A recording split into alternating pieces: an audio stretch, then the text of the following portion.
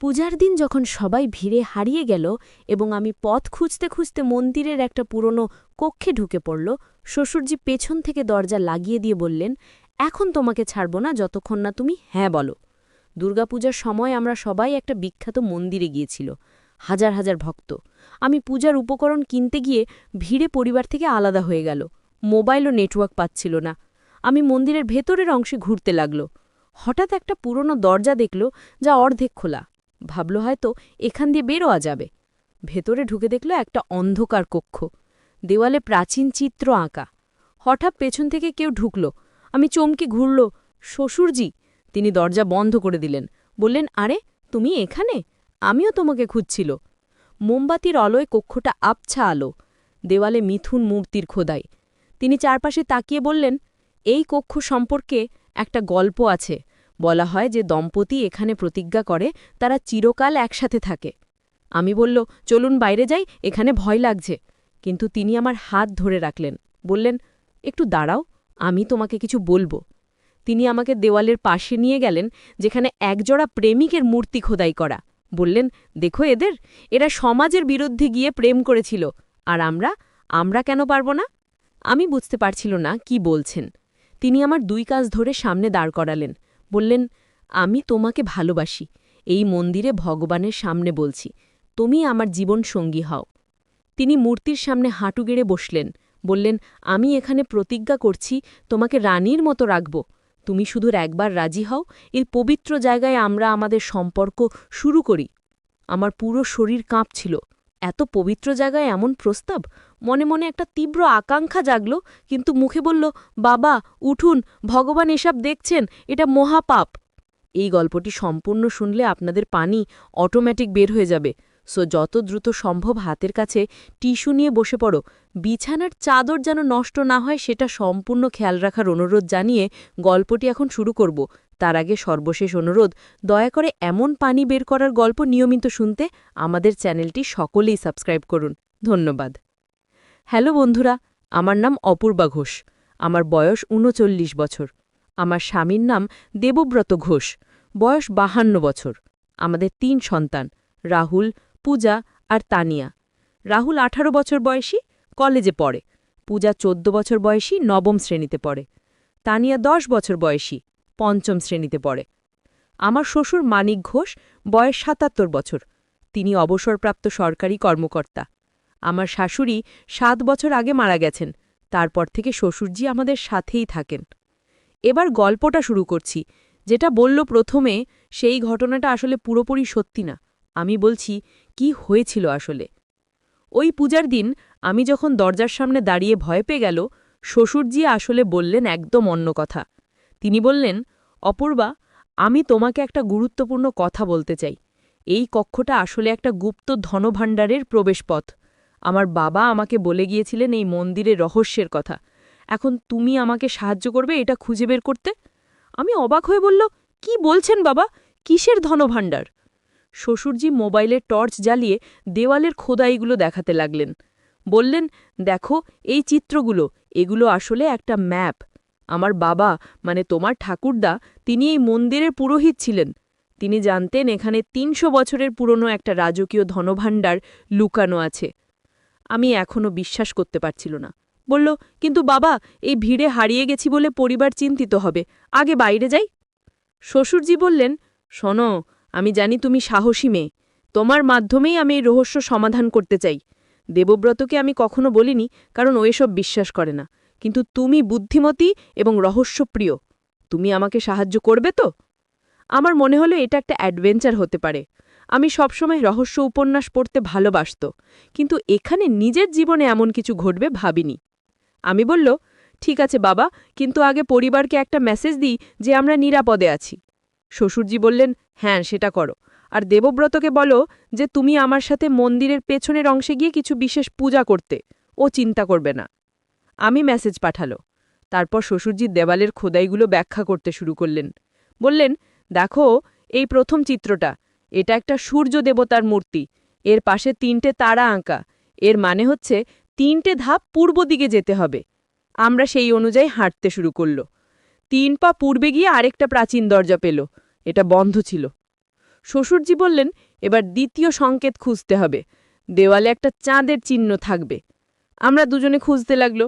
প্রায় 10 মিনিট খোঁজার পর আমি একটা ছোট চাঁদের চিহ্ন পেল দরজার ডান পাশে। পেয়েছি বাবা, আমি উত্তেজিত হয়ে বলল। শ্বশুরজি এসে সেখানে হাত দিলেন। চাঁদের চিহ্নটা একটু চাপ দিতেই দরজাটা খুলে গেল। ভেতর থেকে ঠান্ডা বাতাস বের হলো। আমরা ভেতরে ঢুকলো। এটা একটা সিঁড়ি যা নিচের দিকে নেমে গেছে, অন্ধকার। শ্বশুরজি মোবাইলের টর্চ জ্বালিয়ে নিচে নামতে শুরু করলেন। আমি পেছন পেছন যেতে লাগলো। প্রায় 50টা ধাপ নেমে একটা বড় কক্ষে পৌঁছালো। দেওয়ালে প্রাচীন লিপি লেখা, মেঝেতে পাথরের টাইলস, আর মাঝখানে একটা বড় পাথরের বেদি। শ্বশুরজি বললেন, এই বেদিতে একটা রত্ন বসানো থাকবে, সেটা খুঁজে বের করতে হবে। আমরা বেদির চারপাশে ঘুরতে লাগলো। হঠাৎ আমার চোখে পড়ল বেদির নিচের দিকে একটা লাল রঙের পাথর। আমি নিচে বসে সেটা স্পর্শ করল। সাথে সাথে বেদির ওপরের অংশ সরে গেল। ভেতর থেকে একটা কাঠের বাক্স বের হলো। শ্বশুরজি খুশিতে বললেন, অসাধারণ অপূর্বা, তুমি সত্যিই দেবীর আশীর্বাদ পুষ্ট। আমরা বাক্সটা খুলল। ভেতরে সোনার কয়েন, মুক্তার হার, হীরের আংটি আর অনেক মূল্যবান রত্ন ছিল। কিন্তু সবচেয়ে আশ্চর্যের ব্যাপার ছিল একটা পুরনো পার্চমেন্টে লেখা চিঠি। শ্বশুরজি সেটা পড়তে লাগলেন। এটা মহারাজা প্রতাপ সিংহের লেখা। তিনি ব্রিটিশদের হাত থেকে এই ধনসম্পদ লুকিয়ে রেখেছিলেন, আর লিখে গেছেন যে যে ব্যক্তি এই ধনভাণ্ডার খুঁজে পাবে সেই সম্পদের অধিকারী হবে। কিন্তু একটা শর্ত আছে, এই সম্পদ দিয়ে গরিব মানুষের সেবা করতে হবে। আমি বলল, তার মানে এই সম্পদ আমরা নিজেদের জন্য রাখতে পারবো না? শ্বশুরজি বললেন, না বেটা, কিন্তু আমরা এটা দিয়ে একটা ট্রাস্ট খুলতে পারি, গরিব ছেলেমেয়েদের পড়াশোনার জন্য একটা স্কুল বানাতে পারি। এটাই হবে সঠিক কাজ। আমি মনে মনে ভাবল, এটা সত্যিই একটা সুন্দর পরিকল্পনা।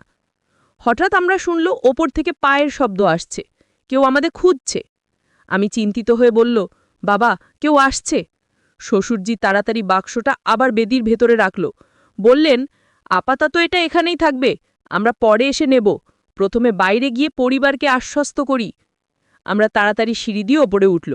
সে প্রথম কক্ষে ফিরে এসে দেখল দেবব্রত, রাহুল আর মন্দিরে পুরোহিত আমাদের খুঁজছে।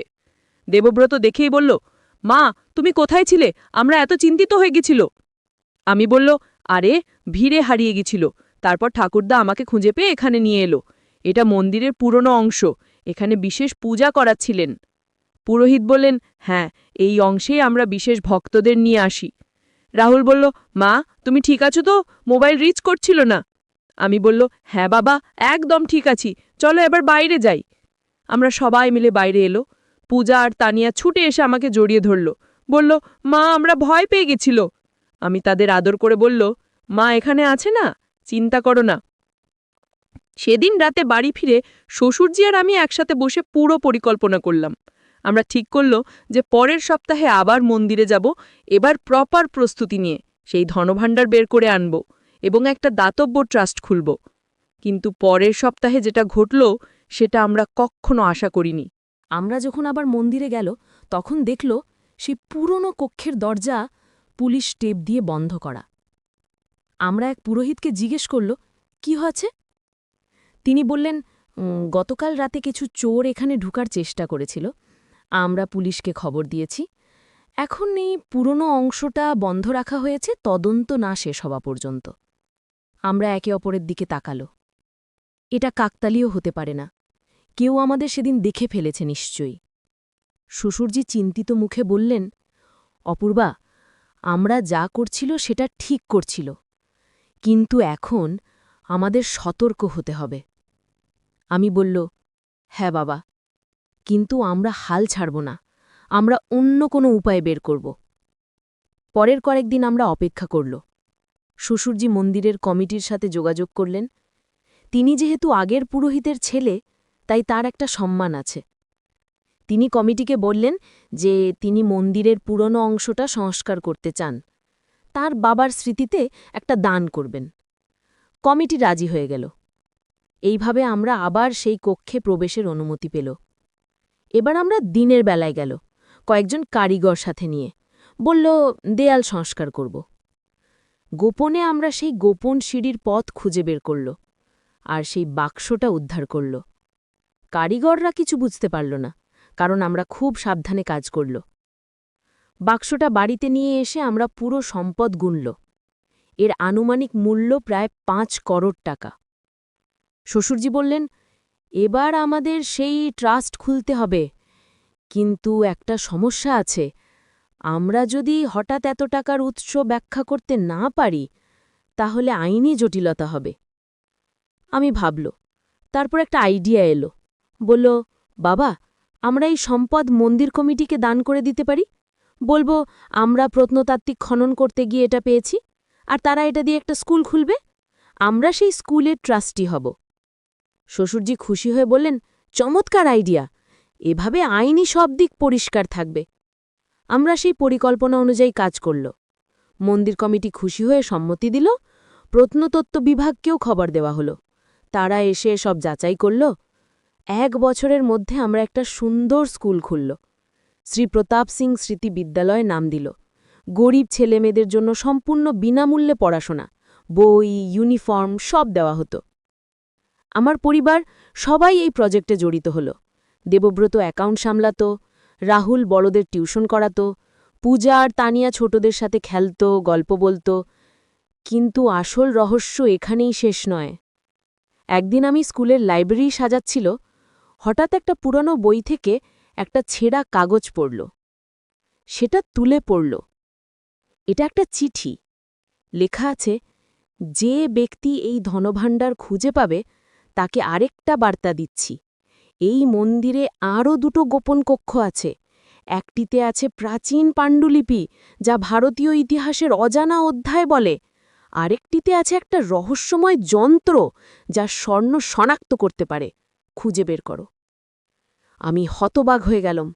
মানে আমাদের অ্যাডভেঞ্চার এখনও শেষ হয়নি? সেদিন রাতে আমি শ্বশুরজিকে চিঠিটা দেখালাম। তিনি পড়ে চোখ বড় করে বললেন, এটা কোথায় পেলে? আমি বলল, স্কুল লাইব্রেরিতে একটা পুরনো বইয়ের ভেতর থেকে। শ্বশুরজি চিন্তিত মুখে বললেন, এটা আমার বাবার হাতের লেখা মনে হচ্ছে। মানে তিনি জানতেন এই রহস্যের কথা, কিন্তু আমাকে কখনো বলেননি পুরোটা। আমি বলল, তার মানে আমাদের আরও খোঁজাখুঁজি করতে হবে। পরের সপ্তাহান্তে আমরা আবার মন্দিরে গেল, এবার পুরো পরিবার সাথে। দেবব্রতকে আমরা পুরো ব্যাপারটা বলল। প্রথমে সে বিশ্বাস করতে পারল না, কিন্তু যখন সে চিঠি দেখালো, তখন সে রাজি হল সাহায্য করতে। রাহুল বলল, বাবা, এটা তো দারুণ, আমরা পুরো পরিবার মিলে একটা গোয়েন্দা টিম। পূজা বলল, মা, আমরাও সাহায্য করতে চাই। তানিয়ে লাফিয়ে বলল, হ্যাঁ হ্যাঁ, আমরাও যাব। আমি হেসে বলল, ঠিক আছে, সবাই যাবে, কিন্তু খুব সাবধানে থাকতে হবে। আমরা মন্দিরে গিয়ে সেই পুরনো কক্ষে ঢুকল। এবার আমরা পুরো কক্ষটা ইঞ্চি ইঞ্চি করে খুঁজতে শুরু করল। রাহুল দেওয়ালে হাত বোলাতে বোলাতে বলল, মা, এখানে একটা ফাঁকা জায়গা আছে মনে হচ্ছে। আমরা সবাই সেখানে গেল।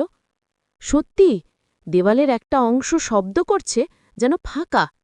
দেবব্রত বলল, এখানে কোনো সুইচ বা লিভার থাকবে। শ্বশুরজি মেঝে মাটরাতে লাগলেন। হঠাৎ একটা পাথর একটু নিচে চলে গেল তার চাপে। সাথে সাথে দেওয়ালটা খুলে গেল। পূজা আর তানিয়া ওয়াও বলে চিৎকার করে উঠল। ভেতরে একটা ছোট্ট কক্ষ, দেওয়ালে তাক বানানো, তাকে সারি সারি পুরনো পাণ্ডুলিপি রাখা, কিছু তামার পাতে লেখা, কিছু চামড়ায়, কিছু তালপাতায়।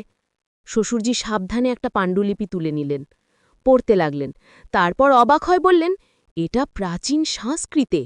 এখানে বলা হয়েছে যে এই অঞ্চলে একসময় একটা হারিয়ে যাওয়া সভ্যতা ছিল। তাদের নাম ছিল নাগবংশ। তারা অসাধারণ স্থপতি ছিল।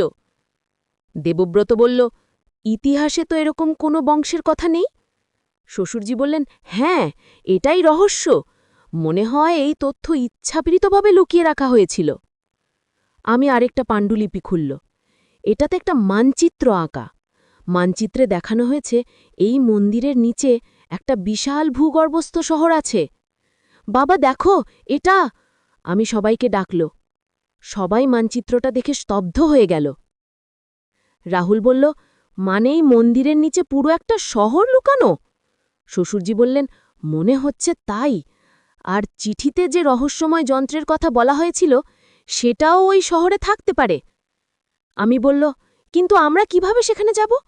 দেবব্রত মানচিত্রটা ভালো করে দেখে বলল, এই মানচিত্র অনুযায়ী মূল মন্দিরের গর্ভগৃহের নিচে একটা প্রবেশপথ আছে। শ্বশুরজি বললেন, কিন্তু গর্ভগৃহে তো সবসময় পুরোহিত থাকে, আর সেখানে খড়াখড়ি করা অসম্ভব। আমরা সবাই চিন্তিত হয়ে পড়ল। এত কাছে এসে আবার আটকে গেল। হঠাৎ পূজা বলল, মা, আগামী মাসে তো মন্দিরে বার্ষিক সংস্কার কাজ হয়, তখন তো পুরো মন্দির বন্ধ থাকে 10 দিন। আমি খুশি হয়ে বলল, দারুণ আইডিয়া বাবা, তখন আমরা কাজ করতে পারব। শ্বশুরজি বললেন, ঠিক আছে, তবে আমাদের মন্দির কমিটির অনুমতি নিতে হবে। আমি বলবো যে আমরা গর্ভগৃহের মেঝে পরীক্ষা করতে চাই, কোনো ক্ষতি আছে কিনা। পরের মাসে সংস্কার শুরু হলো। আমরা একটা ছোট্ট টিম নিয়ে গর্ভগৃহে ঢুকল। মানচিত্র অনুযায়ী মেঝের একটা নির্দিষ্ট পাথর সরাতে হবে। আমরা সেই পাথরটা খুঁজে পেল। এটা অন্যগুলোর থেকে একটু বড়, ওপরে একটা ত্রিশূলের চিহ্ন খোদাই করা। দেবব্রত আর রাহুল মিলে পাথরটা সরানোর চেষ্টা করল। প্রথমে নড়ল না। তারপর শ্বশুরজি এসে একসাথে চাপ দিলেন। পাথরটা ধীরে ধীরে সরে গেল।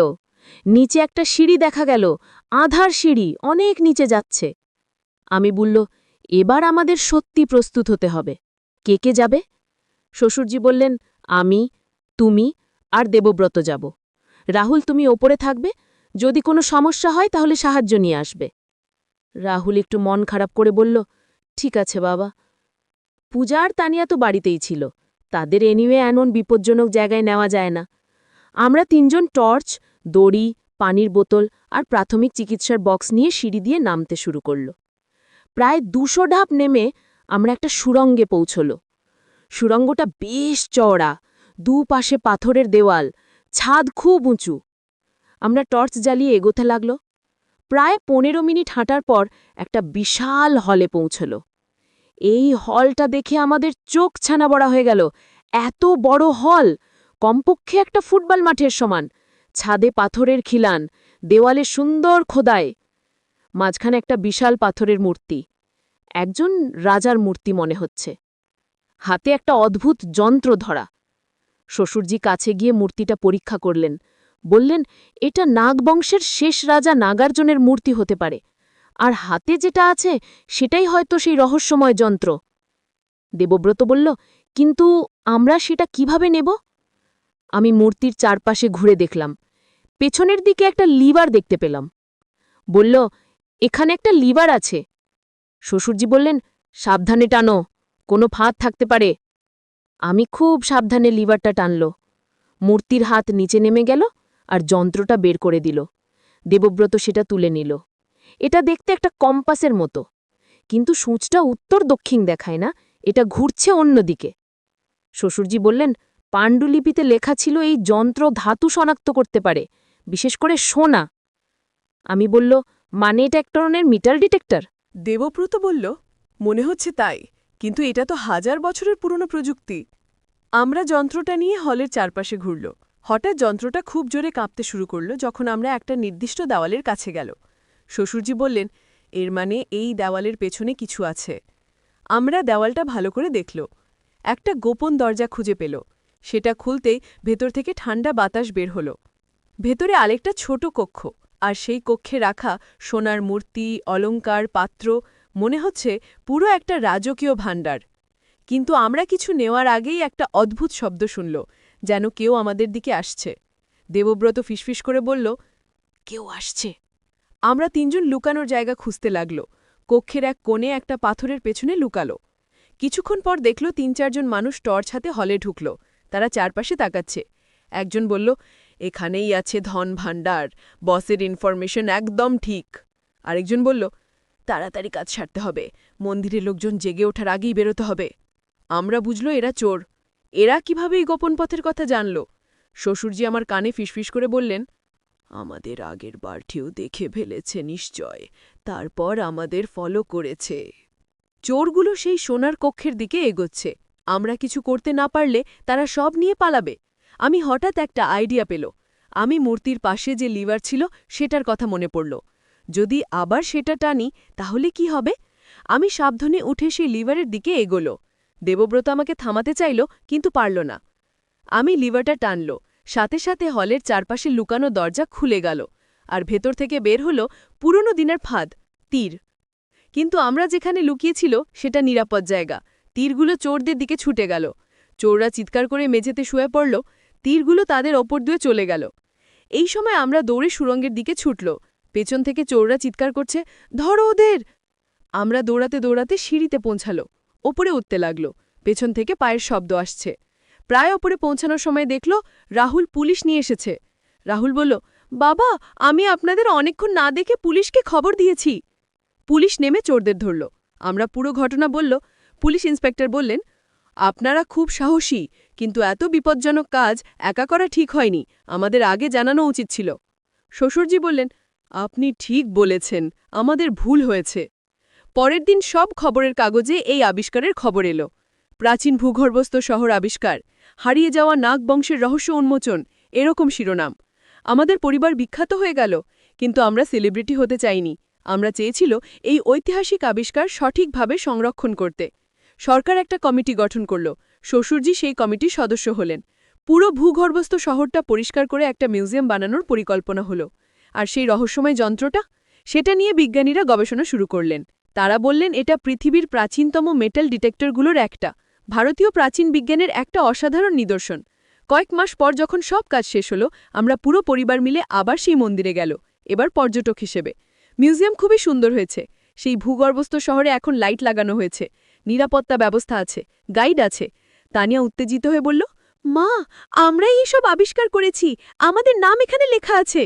সত্যি, মিউজিয়ামের প্রবেশপথে একটা ফলক লাগানো, যেখানে লেখা আছে, এই ঐতিহাসিক আবিষ্কারের জন্য শ্রদ্ধেয় মানিক ঘোষ এবং ঘোষ পরিবারকে বিশেষ ধন্যবাদ। পূজা বলল, মা, এটা আমাদের জীবনের সবচেয়ে বড় অ্যাডভেঞ্চার ছিল। আমি হেসে বললাম, হ্যাঁ বাবা, আর সবচেয়ে ভালো ব্যাপার হলো আমরা একসাথে ছিল। দেবব্রত আমার হাত ধরে বলল, আমি গর্বিত তোমাকে নিয়ে, তুমি না থাকলে এই আবিষ্কার কখনো হতো না।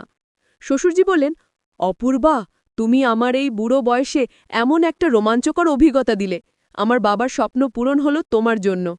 রাহুল বলল, মা, তুমি সত্যি সুপার হিরো। আমরা সবাই হাসল। কিন্তু গল্প এখানেই শেষ নয়। কয়েক সপ্তাহ পর একদিন একজন বৃদ্ধ মানুষ আমাদের বাড়িতে এলেন।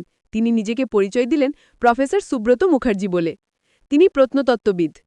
তিনি বললেন, আমি নাগ বংশ নিয়ে গত ৩০ বছর ধরে গবেষণা করছি। আপনাদের আবিষ্কার আমার সব তথ্য প্রমাণ করে দিয়েছে। আমি আপনাদের ধন্যবাদ জানাতে এসেছি।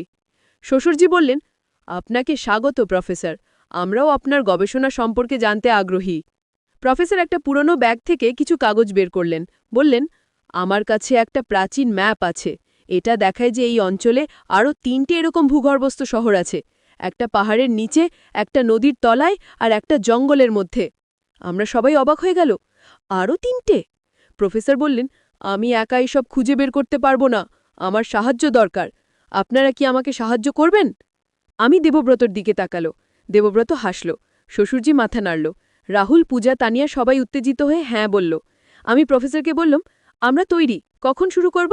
প্রফেসর হেসে বললেন, পরের মাসে, আগে প্রস্তুতি নিতে হবে। এবার আমাদের যেতে হবে আরও দূরে, আরও গভীরে। সেই রাতে আমরা পরিবার মিলে আলোচনা করল। এটা একটা নতুন অ্যাডভেঞ্চারের শুরু। দেবব্রত বলল, এবার আমাদের আরও সতর্ক হতে হবে। পাহাড়, নদী, জঙ্গল, এসব জায়গা বিপজ্জনক।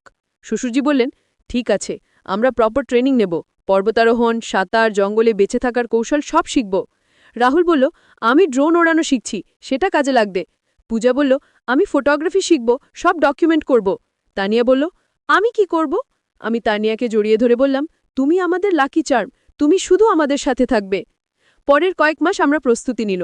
সত্যিই পর্বতারোহণ কোর্স করল, সাঁতার শিখল, প্রাথমিক চিকিৎসা শিখল, জঙ্গলে বেঁচে থাকার কৌশল শিখল, আর প্রফেসরের সাথে নিয়মিত মিটিং করল।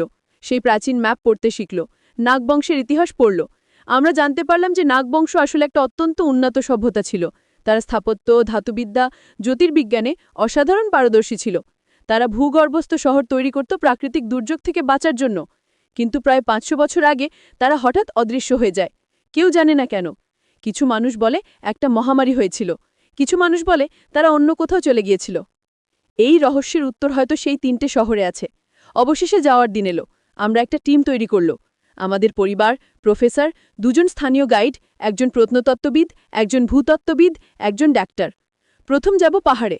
সেখানে নাকি একটা গুহার ভেতরে শহর লুকানো। আমরা জিপ নিয়ে রওনা হলো। প্রায় ৮ ঘন্টা যাত্রা। পথে অনেক সুন্দর দৃশ্য দেখল, পাহাড়, ঝর্ণা, চা বাগান। সন্ধেয় পৌঁছাল একটা ছোট্ট গ্রামে। সেখানে একটা গেস্ট হাউসে রাত কাটালো। পরের দিন সকালে শুরু হলো ট্রেকিং। প্রায় 5 ঘন্টা পাহাড়ে উঠতে হলো, কঠিন পথ, কিন্তু আমরা হাল ছাড়ল না। অবশেষে পৌঁছালো সেই গুহাতে। বাইরে থেকে দেখতে খুব সাধারণ, কিন্তু ভেতরে ঢুকে দেখল এটা অনেক গভীরে যাচ্ছে। প্রফেসর ম্যাপ দেখে বললেন, এই গুহার ভেতরে প্রায় 2 কিলোমিটার গেলে আমরা শহরে পৌঁছাবো। আমরা হেডল্যাম্প লাগিয়ে ভেতরে ঢুকল। গুহার ভেতরটা ঠান্ডা এবং স্যাঁতসেঁতে, মাঝে মাঝে খুব সরু পথ, কখনো বা প্রশস্ত হল। প্রায় 2 ঘন্টা হাঁটার পর একটা চমৎকার দৃশ্য দেখল। গুহার ভেতরে একটা ভূগর্ভস্থ হ্রদ, পানি একদম ছোটছাচ্ছ, ছাদ থেকে ঝুলছে স্ট্যালাকটাইট। তানিয়া বলল, মা, এটা দেখতে রূপকথার মতো। প্রফেসর বললেন, এই হ্রদের ওপারেই আমাদের গন্তব্য। কিন্তু হ্রদ পার হওয়ার কোনো নৌকো নেই। আমরা চিন্তিত হয়ে পড়ল। রাহুল বলল, আমি ড্রোন উড়িয়ে ওপাশটা দেখি। ড্রোন উড়িয়ে দেখা গেল হ্রদটা খুব বড় না, কিন্তু গভীর। ওপারে একটা পাথরের ঘাট দেখা যাচ্ছে। দেবব্রত বলল, আমরা ইনফ্লেটেবল বোট এনেছি, সেটা দিয়ে পার হতে পারব। আমরা বোট ফুলিয়ে তৈরি করল, তারপর ব্যাচ ব্যাচ করে সবাই পার হলো। ওপারে পৌঁছে দেখল পাথর কেটে সিঁড়ি তৈরি করা। সিঁড়ি উপরে উঠে গেছে। আমরা সিঁড়ি দিয়ে উঠতে শুরু করল। প্রায় 50টা ধাপ উঠে একটা বিশাল দরজা দেখল। দরজায় সেই নাগবংশের প্রতীক খোদাই করা, একটা সাপ যেটা বৃত্তাকার হয়ে নিজের ল্যাজ কামড়ে আছে। প্রফেসর উত্তেজিত হয়ে বললেন, এটাই, আমরা ঠিক জায়গায় এসেছি। দরজায় কোনো হাতল নেই, শুধু মাঝখানে একটা গোলাকার খাঁজ। শ্বশুরজি আগের যন্ত্রটা বের করলেন, বললেন, দেখি এটা কাজ করে কিনা। তিনি যন্ত্রটা সেই খাঁজে বসালেন। Perfect fit. তারপর ঘড়ির কাঁটার দিকে ঘোরালেন। দরজা থেকে একটা মৃদু শব্দ এলো। তারপর ধীরে ধীরে দরজা খুলে গেল। ভেতরটা অন্ধকার। আমরা টর্চ জ্বালিয়ে ভেতরে ঢুকল। সামনে একটা পুরো শহর, পাথরের ঘরবাড়ি, রাস্তা, চত্বর, সবকিছু এত সুন্দর করে সাজানো, যেন সবাই একদিন হঠাৎ উধাও হয়ে গেছে। ডাক্তার বললেন, বাতাসটা পরিষ্কার আছে, শ্বাস নিতে সমস্যা হবে না। আমরা শহরের ভেতরে ঢুকল। প্রথম যে জিনিসটা চোখে পড়ল সেটা একটা বিশাল প্রাসাদ, মাঝখানে একটা চত্বর, তার চারপাশে স্তম্ভ। প্রফেসর বললেন, এটাও রাজার প্রাসাদ হবে, চলো ভেতরে যাই। প্রাসাদে ঢুকে দেখল দেয়ালে সুন্দর মিউরাল আঁকা। এতে দেখানো হয়েছে নাগবংশের মানুষজন কিভাবে বসবাস করত, তাদের উৎসব, যুদ্ধ, কৃষিকাজ, সব। একটা ঘরে অনেক পাণ্ডুলিপি পেল। প্রফেসর সেগুলো দেখে বললেন, এসব অমূল্য, এখানে নাগবংশের পুরো ইতিহাস লেখা আছে।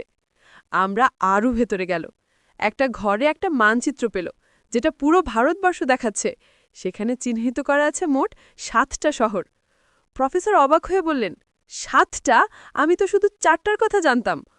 হঠাৎ একটা অদ্ভুত আওয়াজ শুনল, যেন কেউ চলাফেরা করছে। আমরা সতর্ক হয়ে গেলাম।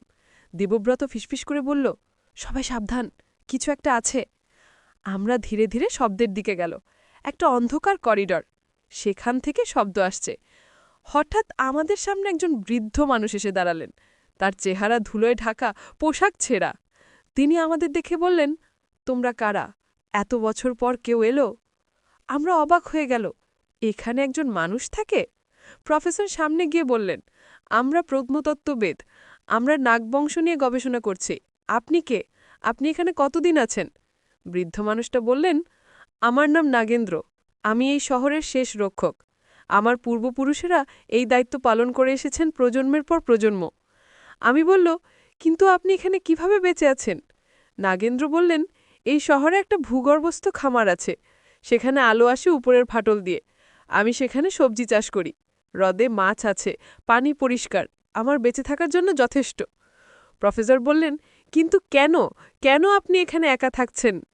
নাগেন্দ্র বললেন, আমার কাজ এই শহরের রহস্য রক্ষা করা, কিন্তু এখন আমি বুড়ো হয়ে গেছি, আমার কোনো সন্তান নেই, আমার পরে কেউ থাকবে না এই দায়িত্ব নিতে।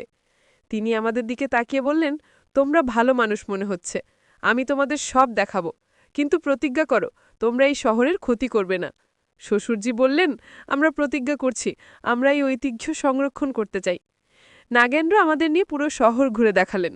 তিনি দেখালেন কিভাবে নাগবংশের মানুষরা ভূগর্ভস্থ সৌরশক্তি ব্যবহার করত, কিভাবে তারা পানি পরিশোধন করত, কিভাবে তারা রোগ নিরাময় করত। এই সব জ্ঞান মানব সভ্যতার চেয়ে উন্নত। তিনি আমাদের একটা গোপন বল্টে নিয়ে গেলেন। সেখানে রাখা আছে নাগবংশের সব জ্ঞানের বই, চিকিৎসা, স্থাপত্য, ধাতুবিদ্যা, জ্যোতির্বিজ্ঞান, সব বিষয়। প্রফেসর কাঁদতে লাগলেন খুশিতে, বললেন, এটা মানব সভ্যতার জন্য অমূল্য সম্পদ। নাগেন্দ্র বললেন, আমি জানতাম একদিন সঠিক মানুষ আসবে, তোমরা এসেছ, এখন আমার কাজ শেষ। তিনি একটা প্রাচীন রিং আমার হাতে দিলেন। বললেন, এটা নাগবংশের রাজমুকুটের রত্ন। যার কাছে এটা থাকবে সে হবে এই সব শহরের রক্ষক। আমি তোমাকে এই দায়িত্ব দিয়ে যাচ্ছি। আমি বলল, কিন্তু আমি তো সাধারণ একজন গৃহিণী। নাগেন্দ্র হাসলেন, বললেন, তুমি সাধারণ না, তুমি সাহসী, বুদ্ধিমতী এবং পরিবারের জন্য সব কিছু করতে পারো। তোমার মতো মানুষ দরকার এই দায়িত্বের জন্য। সেদিন রাতে আমরা সেই শহরেই থাকল। নাগেন্দ্র আমাদের জন্য খাবার বানিয়ে দিলেন, প্রাচীন রেসিপি অনুযায়ী, খুবই সুস্বাদু। রাতে যখন সবাই ঘুমিয়ে পড়ল, আমি একা বাইরে বের হলো। শহরের চত্বরে দাঁড়িয়ে চারপাশে তাকালাম। এই শহর যে কত মানুষের স্বপ্ন ছিল, কত পরিশ্রম করে তারা এটা তৈরি করেছিল, আর এখন আমার হাতে এই সব কিছু রক্ষা করার দায়িত্ব। দেবব্রত এসে আমার পাশে দাঁড়ালো, বলল, কি ভাবছ? আমি ভাবছি আমরা কত ছোট্ট একটা জীবন থেকে এত বড় একটা দায়িত্ব পেয়ে গেল। দেবব্রত আমার হাত ধরল, বলল, আমরা একসাথে আছি, একসাথেই দায়িত্ব পালন করব। পরের দিন সকালে আমরা ফিরে যাওয়ার প্রস্তুতি নিল। নাগেন্দ্র বললেন তিনিও আমাদের সাথে যাবেন, তিনি এখন বাইরের পৃথিবী দেখতে চান। আমরা সবাই মিলে সেই পথ দিয়ে ফিরে এলো। নাগেন্দ্রকে প্রথম সূর্যের আলো দেখে খুব খুশি লাগল। তিনি বললেন, প্রায় ৩০ বছর হয়ে গেছে আমি সূর্য দেখিনি। আমরা তাকে গ্রামের গেস্ট হাউসে নিয়ে এলো। সেখানে তাকে ভালো খাবার, পরিষ্কার কাপড়, ডাক্তারি চেকআপ করালো। পরের সপ্তাহে আমরা শহরে ফিরে এলো। নাগেন্দ্র আমাদের সাথে এলেন। তিনি আমাদের বাড়িতে থাকবেন বলে ঠিক করলেন। শ্বশুরজি খুব খুশি হলেন, বললেন, আমার একজন সঙ্গী হলো। আমরা সরকারকে পুরো ব্যাপারটা জানালো। তারা আবার একটা কমিটি গঠন করল। সেই পাহাড়ি শহরটাকেও মিউজিয়াম বানানোর পরিকল্পনা হলো। কিন্তু নাগেন্দ্রের পরামর্শে আমরা ঠিক করল কিছু অংশ গোপন রাখব। যেসব জায়গায় অতি মূল্যবান জ্ঞান আছে সেগুলো শুধু নির্বাচিত বিজ্ঞানীরা দেখতে পারবেন। আগামী মাসে আমরা যাব দ্বিতীয় শহরে। সেটা নাকি নদীর তলায়। নাগেন্দ্র বলছেন সেই শহরে আছে জলের নিচে শ্বাস নেওয়ার প্রাচীন প্রযুক্তি। রাহুল এখন স্কুবা ডাইভিং শিখছে। পূজা আন্ডার ওয়াটার ক্যামেরা কিনেছে, তা নিয়ে সাঁতার প্র্যাকটিস করছে। আমাদের পরিবার এখন একটা অ্যাডভেঞ্চার টিম। আর আমি এখন নাগবংশের রক্ষক।